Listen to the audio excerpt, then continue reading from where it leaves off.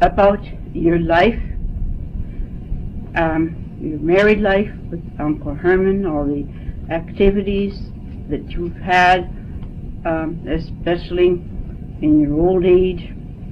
Old age, I say, but not really old, because even though you're already 80, you are as young as some 60-year-olds. And we want this for posterity, we might say, for all those who want to know more about our aunt, our famous Aunt Claire. Well, thank you, Sister Corinne. I don't know how famous I am, but I'll try to help you out by giving you a little bit, telling you a little bit about my life. I was born February 7th, 1904. My parents were Noe BEZAIRE and Marie Renault. We were 3 children, my brother Arthur, my sister Elizabeth, and there was another child that was born and died in infancy. We were a very happy family. I had a lot of love, a lot of attention, well cared for at home. And my parents were very interested in giving us an education. Not that they wanted to force us into getting an education, but they encouraged us to get a good education. So at first I started to go to school at the public school, just our second neighbor. And I was there just a year when Dad changed his taxes to the separate school. And from there on, well, I attended the Sisters of the Holy Names School in River Canard, St. Joseph's School. And at an early age, I was always interested in theater work. I loved to act, and it wasn't long before I was taking part in concerts and plays and singing in the choir and so on. And when I was 12 years old, the priest of the parish, which was Father Loisel at that time, asked my dad if he wouldn't allow me to stay at the rectory, because he thought I had too far to walk to school. So I stayed 2 years at the rectory, and that was quite an adventure for me, because at that time, that's over 60 years ago, almost 65, and when the priest came for 40 hours, they stayed overnight. And when the bishop came for confirmation, he slept at the rectory. So that was a big event for a little girl. And I helped to serve at the table. That was quite an honor. And I was trained weeks before how to act. And that was, quite an experience for me. I helped around the rectory, washing dishes and cleaning the vegetables for the table, and they were charging me $2 a week for board, so that perhaps was cheaper than keeping me at home. So, and Dad would come and get me on Friday night and bring me back on Monday morning. So I stayed home for the weekend. And from there, when I passed my grade 8, or entrance as they called it at that time, I went to St. Mary's Academy, which was on Willette Avenue at that time. I don't know if you people remember that building. It was a beautiful building. The grounds were landscaped, and they were very beautiful. And I took all my high school at St. Mary's Academy. Loved every day I was there. And as usual, I took part in 2 very important dramas at St. Mary's. One of them was the story of Joan of Arc, and I played the part of Joan of Arc. If you go to St. Mary's Academy, if you go to the the convent on on Peter Street now, you'll see that statue there of Joan of Arc in one of their living rooms. And that was some training. We practiced months at a time. It had to be perfect for the sisters, or else they didn't present it. And the next year we had another drama, a very long play on the Crusades. And Sister Amy of the Sacred Heart and myself, we had very long parts in that play. And it was wonderful training. Then we had singing, and I had music. So I was a busy girl at the convent. And from there, well, I went to Teachers College or normal school in London.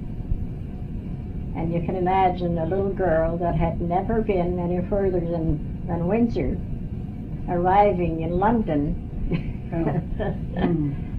And being, as you would say, almost spoon-fed all my life and protected and always told what to do, never had to make a decision of my own. And all at once, I had to make all my own decisions. The first week we were appointed to a certain school where we had to teach our first lesson.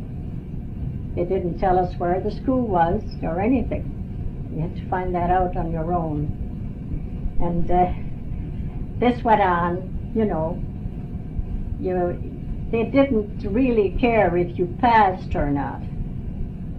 It was left to you to pass, to study. You weren't pushed. You weren't forced to study. And one thing that I remember, and I think everybody that came to school with me in London, the very first week they appointed someone to play the piano. They wanted a musician to play for occasions like play a march. We would meet in the auditorium in the morning, and we had prayer, and then we all marched to our classrooms to music.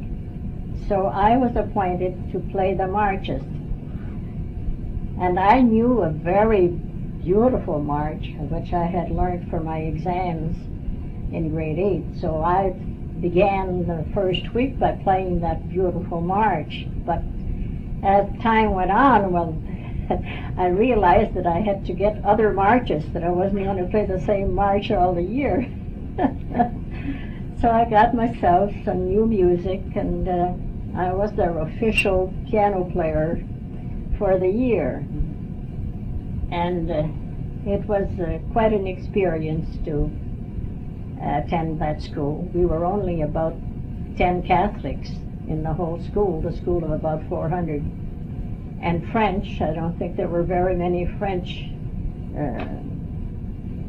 pupils there. And I taught in one school where they thought I was German.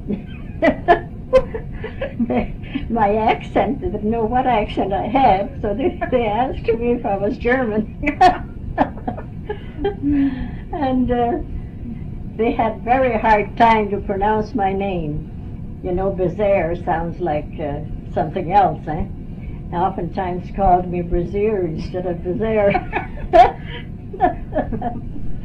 So finally, I had a number. 111 was my number. Everybody at the school had a number. So they'd meet me in the hallway and they'd say, "Hello, 111," instead of saying BEZAIRE because they couldn't pronounce it. Then I came back home hoping to teach with the sisters the next year. But there was no opening, and I finally taught in Stoney Point at number 2, corner of number 2 highway and Converside Road for 1 year, and I was boarding at Issy Lenu. That was neighbor to the Markhams. And Mrs. Lenu kept telling me that if I ever met Herman Markham that I would really like him. But as the year went on, I was so busy with my schoolwork, correcting and preparing work, I had no time for boyfriends. And it wasn't until April that Herman called me one night, and he asked me if I wouldn't go and have supper with him the next night, because it was his birthday, and that he would like me to meet his mother. So he came, and he walked to Igil, came and met me, and we walked to Minnie Markham's, and we had a lovely supper. She had a beautiful supper for us, and a birthday cake, and the works. And we had a lovely evening. And the way that the way he was treating his mother, and I noticed how kind and attentive he was to his mother, and I thought, he is a special boy. However, we started to go out occasionally together. I wasn't one for dancing or playing cards. I went out with him once to a party in Stoney Point, and I wasn't very good on the floor dancing, and not very good at cards either. So I moved on to Staples that year. I hired at a Catholic school in Staples.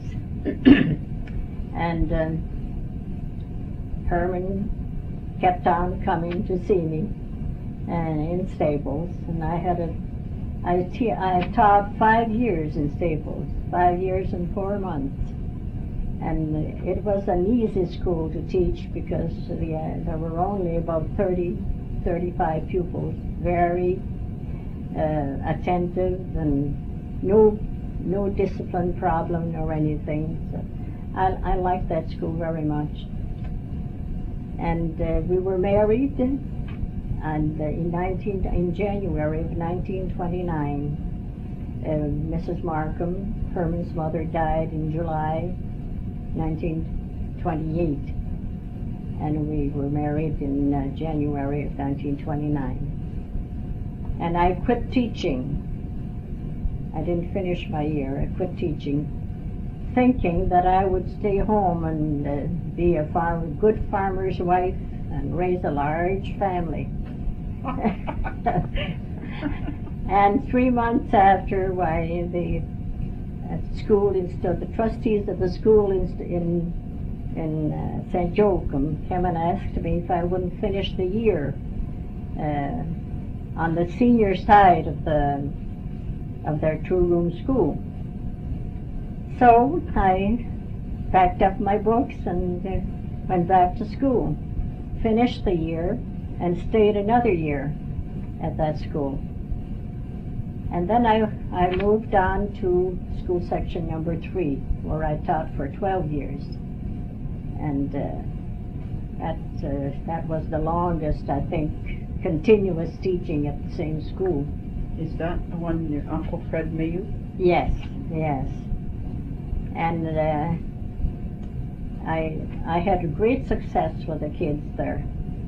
Well, I think the fact that I was there so long, you more or less build up your classes, You take them in grade 1 and you build them up to when they get into grade 8, well, they're prepared for that grade.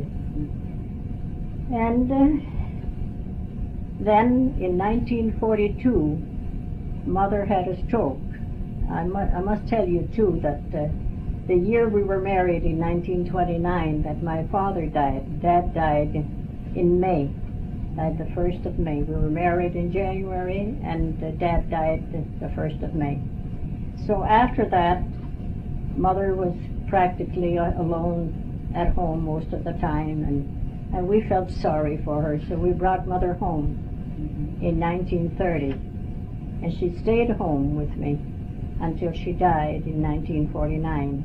That's beautiful.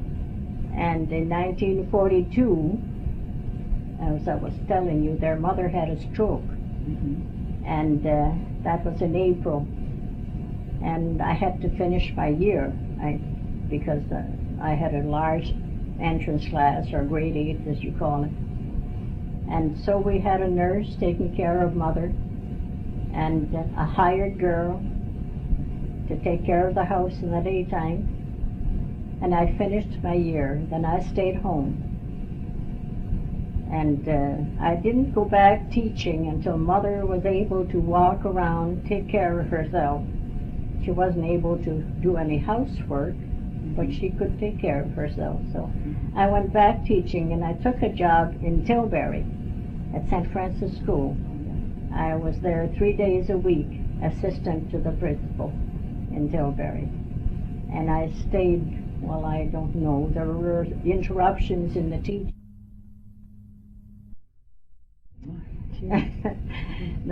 that room was filled. And after a while, they built a little office behind the house. And all the books and all the furniture was moved into the office.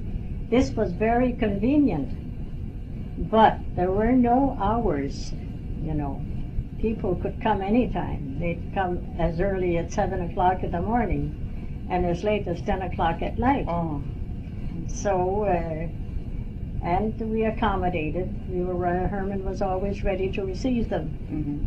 And then they built, in 1963, they built the municipal office in Stoney Point. And, of course, this required Herman to travel back and forth. Go to the office in Stoney Point, come back home for dinner, go back to the office, and so on. So we decided... And he was still working his farm? No, we quit the farm. He took 2 jobs for a time there. He was clerk and treasurer. Oh, yeah. So he decided that he would rent his farm. Oh. And he sold all his stock and his machinery. And then we decided, after they built the office in Stoney Point, the municipal office, that it would be better for us to sell the farm, move closer to the office, you know, where he could walk to the office. And so we bought 2 lots on Maple Street, and he paid $100 for the 2 lots. Oh my! That used to be the baseball park in Stoney Point. Oh yeah. We often came to see baseball games in Stoney Point, but we never thought that we'd ever build on that baseball park.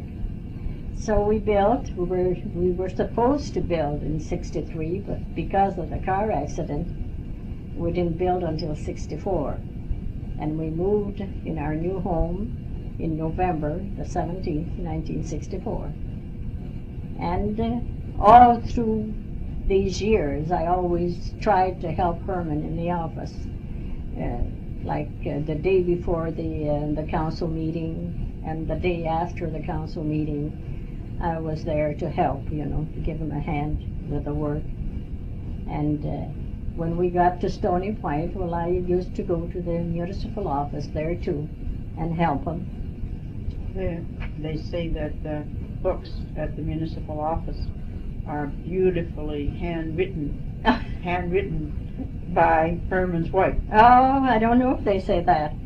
But I must tell you a little thing about this. I don't know if we have time with the tape. Yes, we will. When I was in grade 5, perhaps some of the sisters, the older sisters, will remember that nun.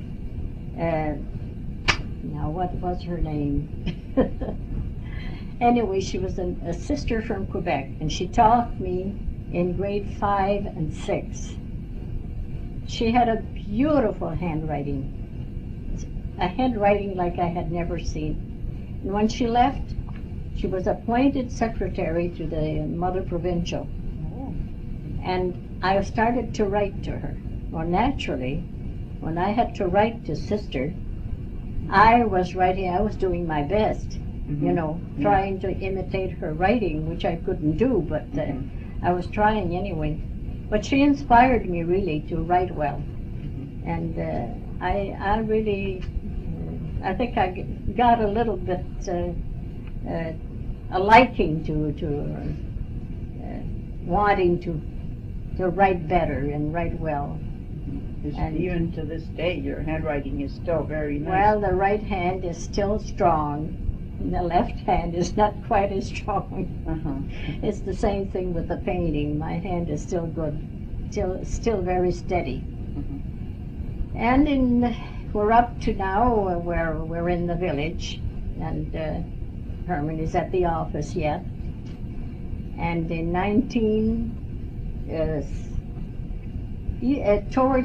about 1968, I would say, he started to, he was not feeling as well, like he had the years before that. In 71, we went to Florida. We spent a month in Florida, and he was very sick there, very sick. And the next year, 1972, after we came back, he was never that well. And he died in 1972, in March 1972. Was it March 17th? March 17th, Right. yes. Mm-hmm. Almost suddenly, because he was only at the hospital for 2 days. Mm-hmm. And I was left alone, which I never thought I could ever live by myself, but it's possible. And of course, as far as knowing how to carry on the business, I mean, make a check and attend to those things that you have to. But there's more to it. You have to fill up that void that's created when you lose one that you love very much, and you have to find something to fill that void. So first of all, the Old Age Club was formed, and I became the first secretary, and I was kept very busy organizing trips by bus and all kinds of things for the Old Age Club. And I started to take oil painting and took lessons for 5 years. And that, especially in the summertime, I took lessons for 5 months, starting like at the end of May till, almost to the end of November, and every year. Now I paint, but I don't take lessons anymore. I just do it on my own, It's not perfect, but something that I like to do. I like to read, and I still like to play the piano. I'll play very badly, but I play. No, I don't. Not badly. I bang on the piano now. As poor sisters, if they ever heard me play it, they'd have... Would your piano teacher turn in her grave? Yeah, I think she would, yes, I think she would. And I've been president and secretary of every organization in the parish.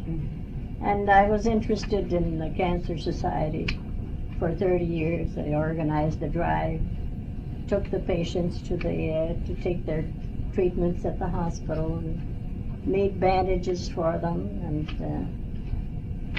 then I worked with the IUDE. I was an educational secretary for 10 years, and I visited all the schools in the 3 townships twice a year. The beginning of the year, I visited the schools to tell them in what subjects we would be giving. We would be giving prizes at the end of the year, and then at the end of the year I would go and present the prizes. I even went to Walpole Island, an Indian school there on Walpole Island, to take some books. That was an interesting school to visit. And I was on the fair board in Comber for many years. And I was on the board. I was on the University of Windsor board for 5 years, and there were many things. How many years in the choir? 51 years. 51. I gave them an extra year. 50. I was supposed to come down from the choir after 50 years, but I stayed an extra year. And after Herman died, I worked in the rectory, keeping books for Father, and making the entries in the books, you know, and addressing letters and things like that. That filled up the time too. And I appreciate that, but it helped me in that way. Didn't you rewrite the old registers? Yes. Also? I spent a whole summer rewriting the old records into new books. So that they could be That legible. was a job. That was really a job to do. So Interesting, though. So many people now look up records. Yes. And the books were so old and torn, you know, they had to be rewritten, but that was a terrible job, an awful job. And in the office at that time, there were two roles. There was the assessment role and the tax roll. And in the assessment roll, you had all the details, all the, like how many acres of land you had, and, well, the value of your land, and what school you belonged to, all that information. But when it came to the tax roll, you merely had your name. And, of course, all the taxes were calculated after that. So that the assessment roll had to be recopied into the tax roll, which took almost a month to recopy that with just the names, not all those details, you know, with it. So that was my... in the church records they had that? No. Oh, that was township records. Oh, yes. Now they don't have that now in the township, you know, anymore, no. So that was a long job too. And that was my job to do that. And a lot of work, we did a lot of work, we did a lot of handwriting instead of typing. Yes. You know, when Herman took the job there was no typewriter. No. We'd write the minutes by hand and all this. And there was no adding machine. Oh. The first row we added the long way. Oh my. Yes.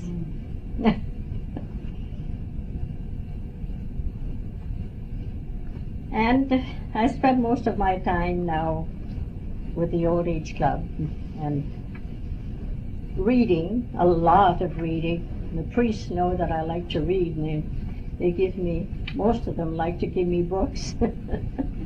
I asked Father Sharon once if he had a book to let me have to read, something interesting, because I knew that he liked to read himself, and he came home with a box full of books, about 20 or 25 books. Oh. Father Charette, too, has given me some good reading, too. And, of course, I compose poems. That's when I'm sick. When I can't do anything else, well, I sit down and I write poems.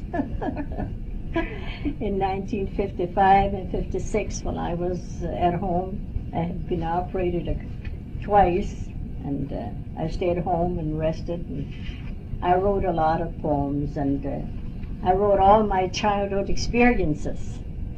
Like in poetry? And no, in prose. And like, for example, my first hat, when Mother took me to the hat shop to buy me my first hat, well, we went to Amherstburg with a horse and buggy, you know, on those dusty roads, and I tell all this in that little story. And then the thrashing day at home on the farm, what it was like, and getting ready for market, all the preparations to go to market. That was a lot of work on the farm, because we were partly we were farmers in a way, but we were gardeners too. Part of our land was garden land, and we always had a lot of vegetables which we sold on the market. And then I talk about my first school, what it was like, and our first not my first parish, but the parish itself. Our first priest, Father Marseille, was our first priest. Him? Yes, I remember him. That was that was before Father Loisel. Yes. We had Father Marseille and then Father Loisel. I remember when the church was built. I made my first communion in the basement of the church, because rest the church wasn't finished yet. Yeah. And I talk about our neighbors, what they were like, you know, and I have quite a collection of prose telling you about all those experiences when I was a child at home, and poems of different kinds, you know. It's a good pastime when you're sick. When you're sick. You can get the dictionary out and take time to find some new words. Yeah.